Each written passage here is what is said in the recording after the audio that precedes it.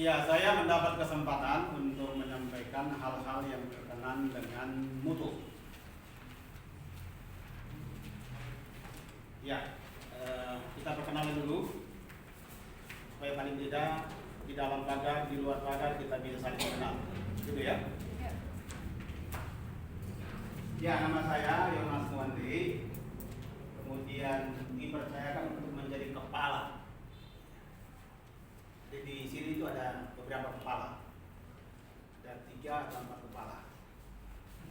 Ada Kaprodi, S1 ada 2, kemudian S2, ditambah lagi dengan literatur dan juga saya. Tadinya ada istilah ketua. Nanti orang bingung, di satu sekolah ada banyak ketua. Ya, karena itu kita mengusulkan kepala saja, supaya membedakan bahwa di sekolah tinggi cukup 1 ketua daripada banyak ketua orang bingung. Jadi saya ini kepala. Kepala apa? Kepala unit SPMI. Jadi nama saya itu, asal saya dari Nusa Tenggara Timur, dari satu pulau namanya Pulau Alor. Dengan doa dan kerinduan untuk melayani dan sekolah di Jakarta, 2010 saya pindah ke sekolah ini. Awalnya saya di STT Arastama, tapi kemudian pindah secara baik. Saya masuk dengan baik, saya keluar juga secara baik. Saya pergi pamitan dengan Pak Ketuanya, lalu saya didoakan, lalu saya pindah ke tempat ini. Waktu itu diminta oleh bagian akademik yang sekarang menjadi ketua, Pak Rizal Nainggolan. Iya, saya menyelesaikan S1 saya di STT Arastama tahun 94, kemudian magister definitinya di Institut Filsafat, Teologi dan Kepemimpinan Jakarta oleh Pak Tomatala. Kemudian magister teologi di UI, lalu ujian negaranya, waktu itu istilah ujian negara, di alma mater saya, yaitu di STTIA, Sekolah Tinggi Teologi di Arastama. Lalu untuk yang terakhir, saya menyelesaikan di STBI Semarang. Hanya sampai pada tingkat terakhir sudah pengajuan proposal dan sudah mendapatkan promotor, tapi masalah biayanya sangat besar. Lalu kami tunda, kemudian pindah ke salah satu sekolah di Solo, tetapi rupanya regulasinya atau aturannya sama. Ini akan kembali ke Jakarta, lalu pindah ke STT Rahmat Emmanuel hanya untuk ikut ujian disertasi. Ya, walaupun saya pindah-pindah sudah punya surat yang jelas, artinya keluar secara jelas dari STT Rahmat ke STT PI, bahkan dikasih surat kelakuan baik selama studi. Itu saya belum pernah alami di sekolah-sekolah lain. Ya, itu sedikit perkenalan. Lalu sekarang kita masuk kepada bagian saya untuk memaparkan tentang SPMI, singkatan dari Sistem Penjaminan Mutu Internal. Jadi kalau Anda mendengar SPMI, berarti SPMI tidak lain adalah Sistem Penjaminan Mutu Internal. Jadi yang mau diperhatikan adalah mutunya. Jadi semua sekarang berlomba-lomba untuk membicarakan mutu, karena mutu itu sangat penting. Kalau tidak ada mutu, maka ia tidak akan bertahan. Ia tidak akan dibutuhkan oleh orang lain. Oleh karena itu, orang suka mutu. Anda pergi belanja, tentu Anda belanja mangga misalnya. Anda cari yang terbaik di antara sekian banyak mangga. Oke, saya sampaikan dulu apa yang menjadi visi ini. Saya rumuskan menjadi pelopor yang bersinergi dalam memelihara dan meningkatkan budaya mutu di STT IKN Santosa Asih yang berbasis kudus, kuat iman, dan kasih Yesus dalam menerapkan sistem penjaminan mutu yang sesuai dengan tuntutan akreditasi nasional. Di sini sistem pendidikan nasional ya, bagian ini. Atau saya sebut di bawah sesuai standar pendidikan nasional. Perhatikan dalam rumusan visi ini, dia tidak bertabrakan dengan visi besar sekolah ini. Jadi visi yang digaungkan dalam SPMI tetap mengacu kepada visi besar dari sekolah ini. Ada beberapa kata penting yang mesti kita lihat dalam rumusan visi. Kita lanjut. Pertama, mari kita memperhatikan apa yang dimaksud dengan budaya mutu. kami dosen, ada mahasiswa, semua terlibat dalam apa yang disebut dengan istilah budaya mutu. Kakak-kakak yang ada di samping juga butuh budaya mutu. Semua di lingkungan ini perlu budaya mutu. Lalu apa yang kita maksudkan dengan budaya mutu? Budaya mutu adalah upaya terstruktur. Artinya sesuatu yang direncanakan, tidak terjadi secara kebetulan. Tidak, tetapi secara terstruktur. Dalam aspek pola pikir, ya, tidak usah dicatat, nanti materinya dibagi saja. Tidak usah dicatat ya, ini bukan kuliah. Tidak usah dicatat. Capek Anda mencatat itu? Atau dikasih tugas untuk catat? Iya. Oh iya, silakan. Garis besar. Itu gara-gara saya dulu tinggal 3 tahun baru kuliah. Waktu kami masuk kuliah, setiap dosen datang mencatat terus, saya bilang, "Bu, capek catat itu." Saya bilang, "Itu karena 3 tahun di luar." Oke, kita lanjut. Jadi pola pikir, sikap, perilaku yang berdasarkan standar dikti. Dia diperhatikan. Jadi budaya mutu itu berkenaan dengan pikir, pola pikir, sikap, dan perilaku yang sesuai dengan standar yang dikembangkan atau ditetapkan oleh dikti.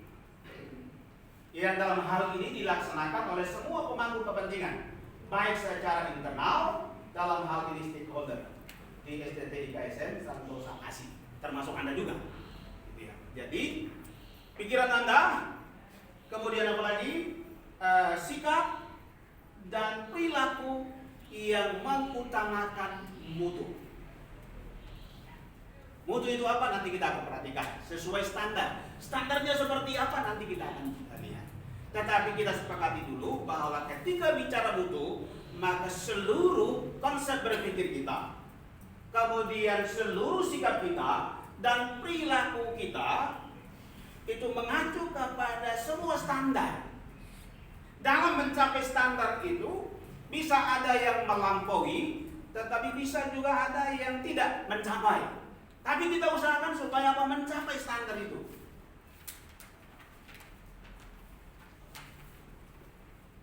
Sudah selesai catat? Saya lanjut ya, nanti kalau misalnya lupa bisa minta ke kakak panitia materinya. Ya, lalu apa yang kita maksud dengan tuntutan akreditasi nasional atau standar nasional pendidikan tinggi? Karena Anda datang kuliah itu, iya, salah satunya Anda harus perhatikan adalah standar nasional pendidikan tinggi. Supaya Anda ini sama dengan teman-teman di tempat lain, entah di universitas atau di sekolah-sekolah tinggi. Standar nasional pendidikan diartikan sebagai kriteria minimal tentang aktivitas pembelajaran pada jenjang pendidikan tinggi yang berlaku di perguruan tinggi di seluruh wilayah hukum Republik Indonesia. Misalnya, Anda datang menjadi mahasiswa STT IKSM Santosa ASI. Salah satu syaratnya adalah Anda harus mengikuti seperti yang Anda lakukan sekarang ini. Salah satu kriteria kalau mau masuk ke tempat ini untuk kuliah misalnya. Masih ada lagi kriteria-kriteria lain yang mesti diperhatikan. Saya mengambil contoh. Kalau Anda kuliah S1, maka pemerintah telah menetapkan S1 itu 4 tahun. Tapi kadang juga ada yang melaksanakan 2 tahun kuliah sudah ada ijazah Anda kuliah. Tidak mencapai standar. Dari kuliahnya 4 tahun. Jangan apa? Sementara Anda kuliah lalu ada tawaran-tawaran, bisa selesai S1 dalam tempo 2 tahun. Jangan. Kita harus memiliki budaya mutu. Saya harus mencapai standar. Kalau 4 tahun kuliah, ya saya kuliah sama 4 tahun. Kalau Anda kuliah 4 tahun, maka Anda mencapai kriteria yang ditentukan oleh pemerintah. Jangan juga sekolah singkat begitu. S1 4 tahun. Mungkin di tempat lain ada yang begitu pintar bisa 2 tahun. Tapi nanti kalau Anda menjadi pegawai negeri akan ditanya, ini biasanya 4 tahun, kok kamu selesai 2 tahun? ditolak menjadi pegawai negeri. S2 2 tahun, 3 tahun ya masih bisa ditoleransi, 4 tahun ya sudah mulai diragukan. Tapi kalau biaya ditunda-tunda ya bisa juga. Tapi bisa juga kena DO. Proses pembelajaran 1 semester itu 16 kali pertemuan. Kalau 13 kali pertemuan tidak mencapai, gitu ya. Atau 10 kali pertemuan tidak mencapai kriteria, berarti tidak bermutu. Mengapa tidak bermutu? Karena tidak mencapai standar. Standar yang ditentukan oleh pemerintah adalah 16 kali pertemuan. Ini kriteria minimalnya. Sebuah proses pembelajaran harus dilaksanakan dalam jumlah pertemuan 16 kali pertemuan, tetapi per minggu, bukan per 1 hari atau per 2 hari, bukan. Orang bisa kuliah sistem blok, sehingga dari sisi waktu bisa memungkinkan. Tetapi bukan itu yang dimaksud oleh undang-undang. Yang undang-undang maksudkan adalah pertemuan mingguan. Itu salah satu contoh dari mutu. Mutu dalam konteks pembelajaran.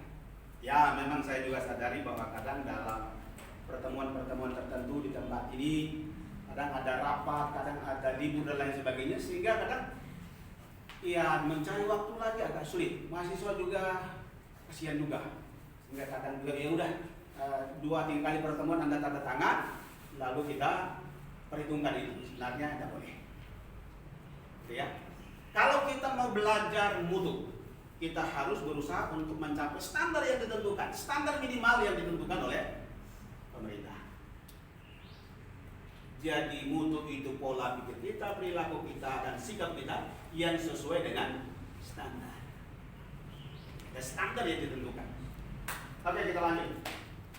Ya, ketika kita bicara tentang standar, maka ada ketentuan mencapai standar nasional pendidikan, melampaui standar nasional pendidikan.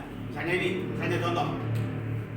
Salah satu syarat untuk diterima menjadi sarjana adalah memiliki TOEFL 400 atau 500, katakanlah begitu.